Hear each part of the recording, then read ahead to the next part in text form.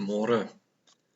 Ons wil vanoggend vir elke vrou baie spesiale dag toewens.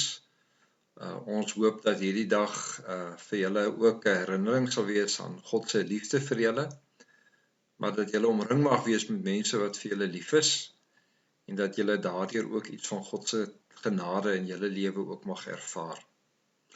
Dit is vanoggend Moedersdag en 'n mens kan by hierdie geleentheid eintlik nie anders as om terug te kyk na die rol wat jou eie ma in jou lewe gespeel het nie.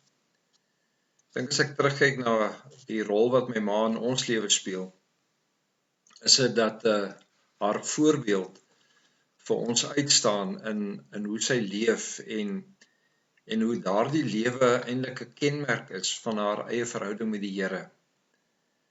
Ons het nog altyd beleef dat sy 'n deurleefde lewe leef, dat sy juis vanuit haar verhouding met God vir ons gehelp het om met wysheid en insig op te tree, maar ook 'n liefde vir mense gegee het. En dit was hierdie boodskap wat sy geleef het, wat sy oorgedra het, om vir ons te help om ook lief te wees vir die Here en om te leef in 'n persoonlike verhouding met God. En ek dink as jy vanoggend terugkyk na jou eie lewe en die rol wat jou ma in jou lewe gespeel het en dalk steeds speel, is dit dat ons dikwels sê dat ons ervaar hoe dat ma's die woord van die Here elke dag prakties in hulle lewe uitdra. En hoe ons dikwels in hulle lewe leer hoe om te leef in 'n persoonlike verhouding met God. As ons vanoggend kyk na 'n Bybelkarakter, dan wil ek vanoggend stil staan by Maria, die moeder van Jesus. En dit is vir my baie treffend dat hoe sy deur elke fase van Jesus se lewe betrokke was in sy lewe, maar hoe sy ook vir hom erken het as die seun van God. Ons lees in Lukas 1 vers 38 die volgende woorde waar die engel van die Here aan haar verskyn het en gesê het dat sy sal swanger word. Hoe sy eers haar teëgestribbel en gesê het, maar hoe kan ek swanger wees? Ek het nog nooit met iemand geslaap nie, en sy word herinner dat die Heilige Gees vir haar sal bevrug. Dan is haar antwoord: ek is tot beskikking van die Here. Laat met my gebeur wat U gesê het. En ek dink dit was 'n kenmerk van Maria se lewe, dat sy godvreesend was.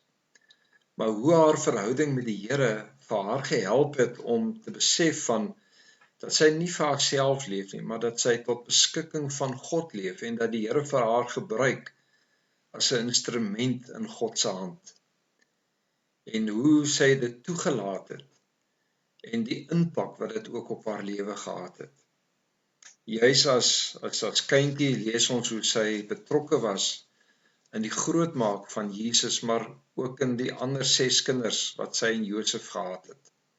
Ons lees byvoorbeeld in Lukas 2 vers 51 dat hy Jesus toe saam met hulle na Nasaret toe teruggegaan het en hy was aan hulle onderdanig. Nadat hy die mense in die tempel geleer het, gaan hy terug huis toe. Ons lees hoe dat hy as 'n menslik Jesus dan ook gehoorsaam is aan sy ouers, hoe hulle eer, hoe hy hulle ontvang as hulle sy ouers oor sy lewe.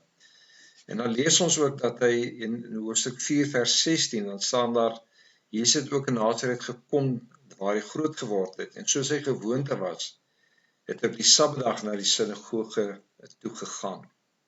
Ons lees hier van Maria wat sy kind grootmaak met dissipline, hoe sy vir hom grootmaak binne die tempel, hoe sy vir hom grootmaak in die wete dat hulle aan God behoort.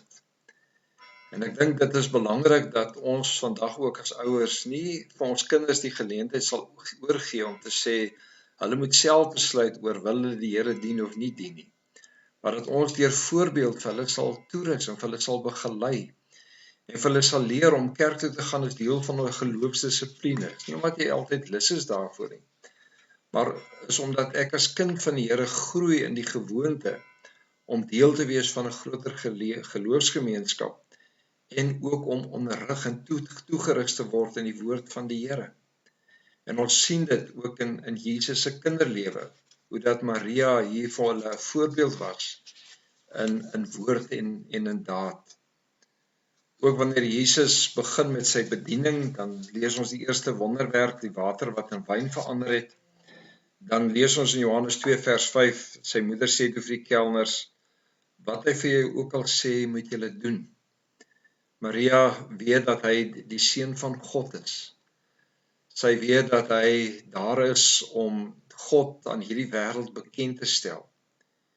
En by hierdie geleentheid is dit amper asof hy 'n swaal verdwarsklap na sy ma toe gee om te sê, my tyd het nog nie gekom nie. Maar dat sy in geloof in Jesus vir die kelners sê, wat hy ook al vir hulle sê, doen dit. En die gevolg van haar geloof in Jesus as die Messias, as die seun van God, maak in Johannes 2 vers 11 daar staan, hy daardeur sy mag laat blyk en sy disippels het tot geloof in hom gekom. Dan lees ons ook by sy sterwensuur dat sy daar teenwoordig was. Want jy sien, met verloop van tyd moet sy geleer het dat hierdie kindjie wat sy groot gemaak het, die leermeester was, die Messias was. Daar moet 'n punt in haar lewe gekom het waar sy besef het, ek is nie meer die ma van Jesus nie, maar ek is 'n volgeling van Jesus. En dan lees ons in Johannes hoe dat sy daar teenwoordig is by sy kruisdood.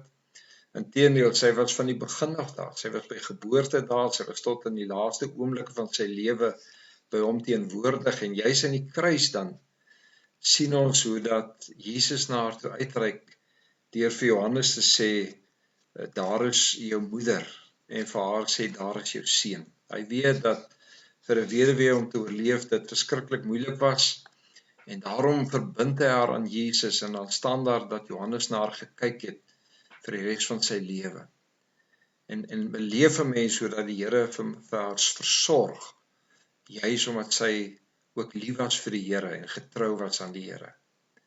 Ek dink nie dat dit vir haar maklik was nie, as 'n mens gaan kyk na die woorde van Simeon in Lukas 2, dan sê hy, 'n swaard sal deur jou hart gaan. Dat sy swaar gekry het, dat sy trauma beleef het met dit wat met haar seun gebeur het.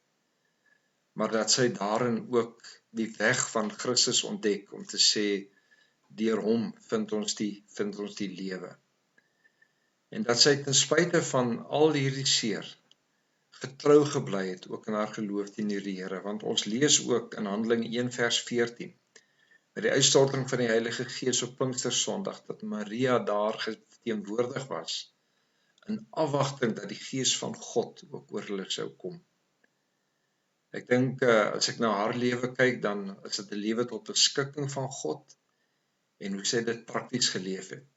En mag ek en jy ook ons oorgee aan die Here, mag ons toelaat dat die Here beheer neem oor ons lewe, en mag ons 'n voorbeeld wees vir ons kinders, nie om 'n keuse aan hulle self oor te laat om te sê, julle moet self beskik oor julle lewe nie, maar om hulle te begelei, en vir hulle voorbeeld te wees in hoe lyk 'n lewe wat leef in afwagting, dat ons nie net aan God behoort nie, maar dat hy ons deel maak ook van sy toekomsplan ook vir die wêreld.